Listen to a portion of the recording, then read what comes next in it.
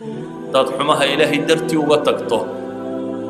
waxaa nabigu tilmaamayaa maalinta qiyaame ee dadku kadeedku haysto inta kadeedka ka badbaada inaad ku biirayso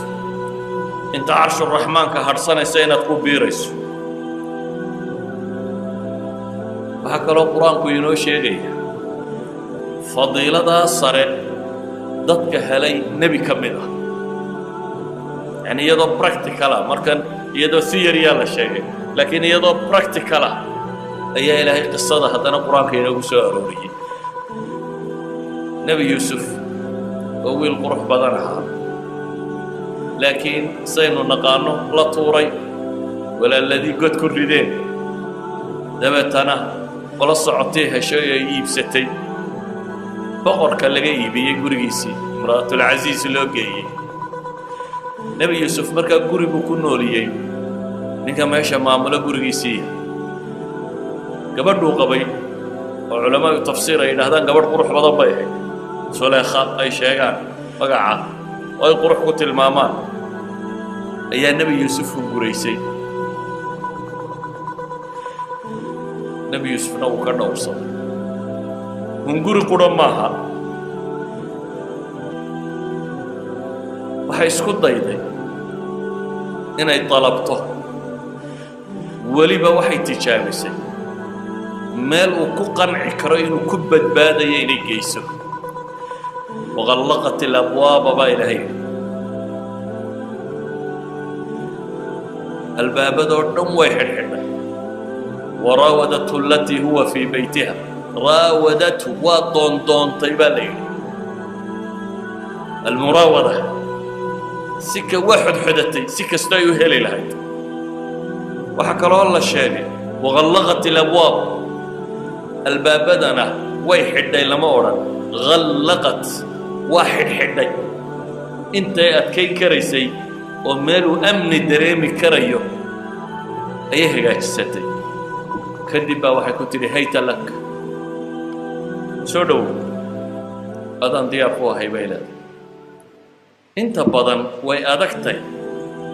gabadhu xataa hadday xumaa doonayso inuu iyada ka soo baxo nolosha caadiga ee la yaqaano gabadha xishoodunbaa ku jira inta badan raggaa hunguri badan oo waxa kani ka yimaada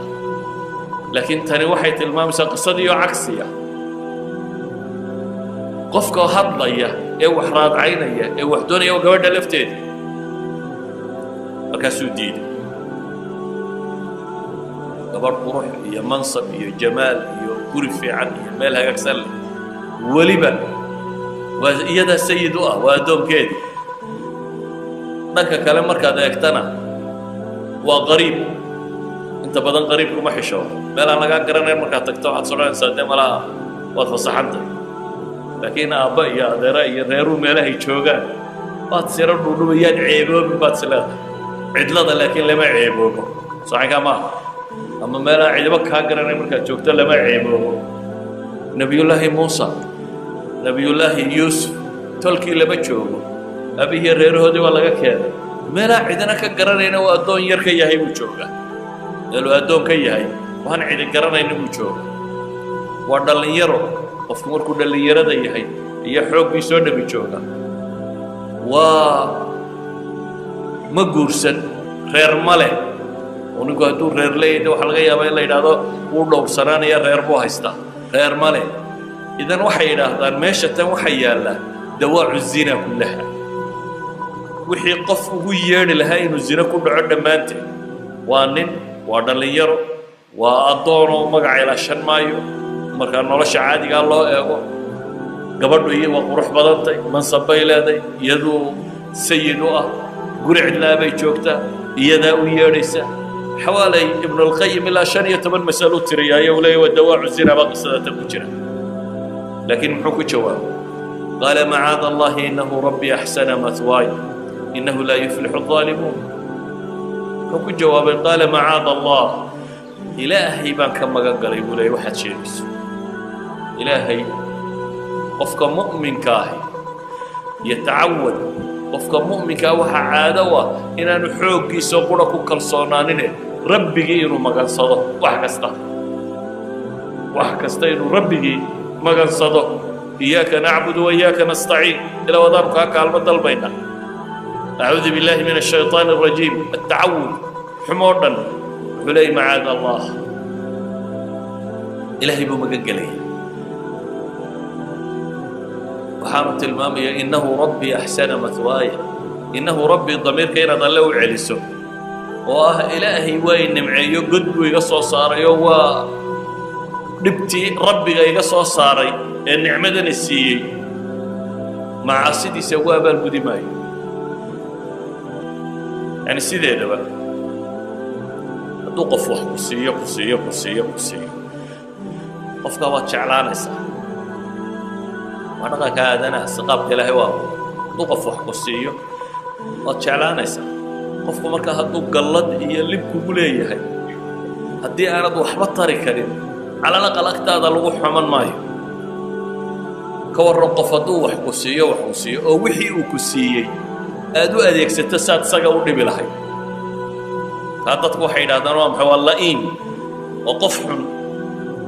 قفهاد وحسين يسو وهدنا وحي أدسين يسي كنت لقلين وادقا كوكو ديبو دقان حمدا إنو انت بدن كو دقان إلهي كلان دقان والنوعة إلهي بأينا نوعيي عافماد نسيي وحكري نسيي أودا وحوى البلد وحي ونقول نمعيي وحي يريد بس واد ما هتصنطي ونقولها عبادته وإلهي أنه لأنه واد ما هتصنطي إلهي أنه ما هدنا غيره هل كانت كما هدنا غير حيث أياد وحي ونمعكو سيي إساقا مع سيدي سكو أديك ستة ساد ساقا عاصي لهي أياد كو أديك ستة وحاض فالو نبي الله يوسف مركا وحليه معاذ الله إنه ربي أحسن مثواي إنه لا يفلح الظالم إلهي بان مغانقرا ربي جاي ماشا واي وناتشي ظالم كنا ما مليبان مفسرين تفسير لبعض بيسارار وحي ليه وحوسنا حرمين يا إلى لنا يا ننكن أبالك كله ويعني كان يمكن سوي بسرعة وحكويري ويلكا إلالي بكويري سورة إلهي كقول ربي أكرمي مثواه ماشى الدجيني سيا وحصر كرامة بكويري مركها أضيقا بريقا كياني وكلا دردار ما يغير قبرنا إنك كان سفي عن الله دقم إذا نحليه هاي نبي يوسف أبا الله وميه نكي سيداي قلين هواكي سوي ذاته نحاسكي سوي ذاته إنه ربي بولي إنه ربي وكي برباريي وأحسن مثواي أكرمي مثواه وأتي ويريه وأحسن مثواي بولي دقان كي نفي عنيسي مر نبض ظلمي ما يبولي إنه لا يفلح الظالمون إذا النبي الله يوسف وحي لهي تصالى قرآن كوبودك tusaalayyaasha waaweyn ee nebi yuusuf laynooga soo siiyey ka mid tahay cifada weliba cifatu lisaan iyo cifatu farji labadaba nebi yuusuf waa laga soo naqlinaya walaaladiisii wixii la ogaa ku sameeyey ee yidhi tuug buu ahaa iyo in yasriq faqad saraqa akhun lahu min qabl ilaahay wuxuu yidhi faasaraha yuusufu fii nafsihi walam yubdiha lahu xataa inuu ku yidhaahdo waar idinkaa tuuga wuu ka xishooday cifatu lisaan carabkiisu dhowray halkana farjigiisu dhowray markay aragtay inaanu ogolayn ay waxay isku dayday inay kufsato inay xoogto arrinku hayta laka soo dhaaf markaan xoog buu maraya waxay isku dayday inay xoog u qabato xal kale markaa muu hayo wuu cararay cagtu miciin biday inuu ordo oo baxsadu isku day isagoo ordaya iyana ay eryayso oo marada dhabarka ay dilaacisay ayay odaygii guriga lahaa ku kulmeen albaabka markay albaabka ku kulmeenna arrintiiba way rogto waxay tidhi maa jazaau man araada biahlik suu'an ilaa an yusjana wa cadaabun aliim waa maxay abaalmarka bay tidhi ninkan reerkaaga xumaha la doona in la xidho oo boqorka waddanka ama madaxweynaha waddanka haweenaydiisa lagu yidhaahdo ama waad la cayaaraysaa ama waa lagu xidhayaa hadduu boqorku xidhana saad uga soo baxaysa cidi garan mayso